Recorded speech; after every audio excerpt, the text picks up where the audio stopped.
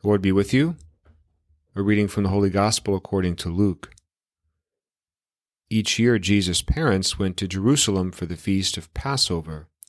And when he was 12 years old, they went up according to festival custom.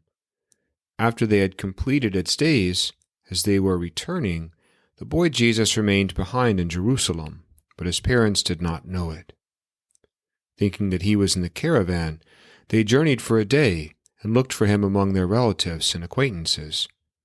But not finding him, they returned to Jerusalem to look for him. After 3 days they found him in the temple, sitting in the midst of the teachers, listening to them and asking them questions. And all who heard him were astounded at his understanding and his answers. When his parents saw him, they were astonished, and his mother said to him, "Son, why have you done this to us? Your father and I have been looking for you with great anxiety." And he said to them, "Why were you looking for me?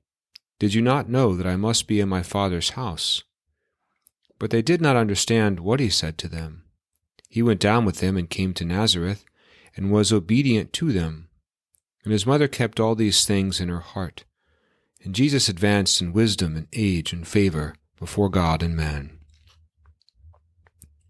The Gospel of the Lord.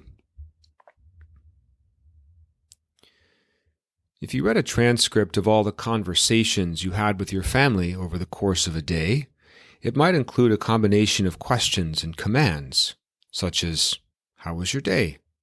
"Stop hitting your brother." "Why should I clean my room?"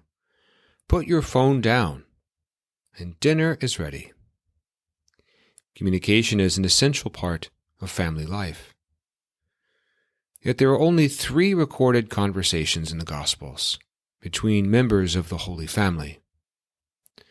Joseph is a silent figure. He never speaks, nor do Mary or Jesus ever speak to him.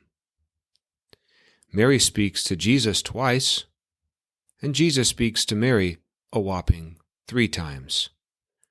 Given the scarcity of their dialogue, when they do speak to each other, something important is being revealed about the nature of their family. Today's Gospel includes one of those conversations. It begins with their annual pilgrimage to Jerusalem to celebrate the Passover, revealing that they were a religiously observant family. Joseph and Mary would have seen themselves as Christ's first teachers. It was their responsibility to teach him what it meant to be Jewish, and from a human perspective, how to worship God. And like us, they experienced conflict, even on their way home from church. Heading back from Jerusalem, Mary realizes that she's lost Jesus. Any parent can empathize with that fear of losing a child.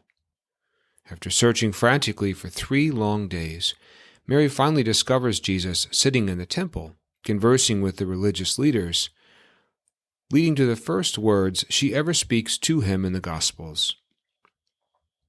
"Son, why have you done this to us? Your father and I have been looking for you with great anxiety." If I were in her position, I would have also added, "You're grounded, young man." Like a typical teenager, Jesus withholds an apology, issuing his own type of reverential rebuke. "Why were you looking for me? Did you not know that I must be in my Father's house?" This curt back and forth between Mary and Jesus offers several precious insights.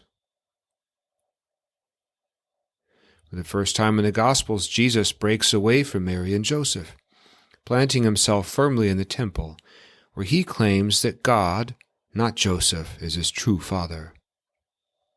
Previously, the only mention of Christ's divinity comes from the angel Gabriel at the Annunciation.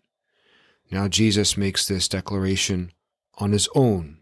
He is, in fact, divine. This effectively concludes the infancy narratives, starting a new chapter in his life, the teenage years, when Jesus grows in wisdom and age and favor before God and man.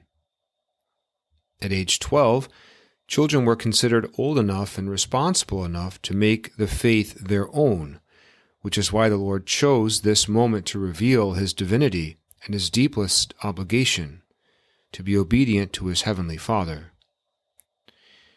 Here Jesus also becomes a model for young people, who often receive the sacrament of confirmation around the same age. After years of religious preparation by their parents and faith community, youngsters are expected to take ownership of their faith, as they publicly declare their own desire to love and to serve God. How well might our young people relate to Jesus in the temple today?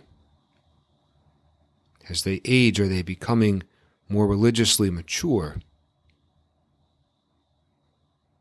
And in what ways might we as a parish continue to encourage them along their faith journeys?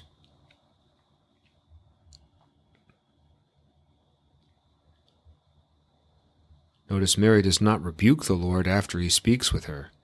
Rather, she keeps all of these things in her heart. Literally, she tries stitching together the meaning of his words. Mary does not know where Christ's path will lead. She doesn't have any foreknowledge of his public ministry, his healing power, his bloody cross, or his empty tomb.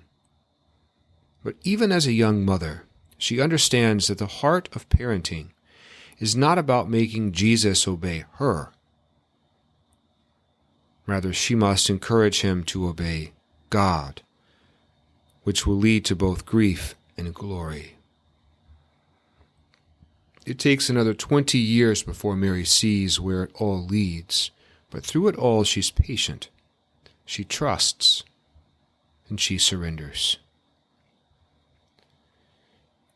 Like Mary, how supportive are we of our children, especially when they attempt to follow God's plans, not our own?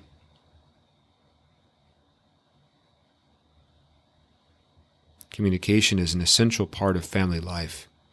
Often our conversations include questions and commands like, "How was your day?" and "Stop hitting your brother." May it also include the words of Mary, "Do whatever he tells you."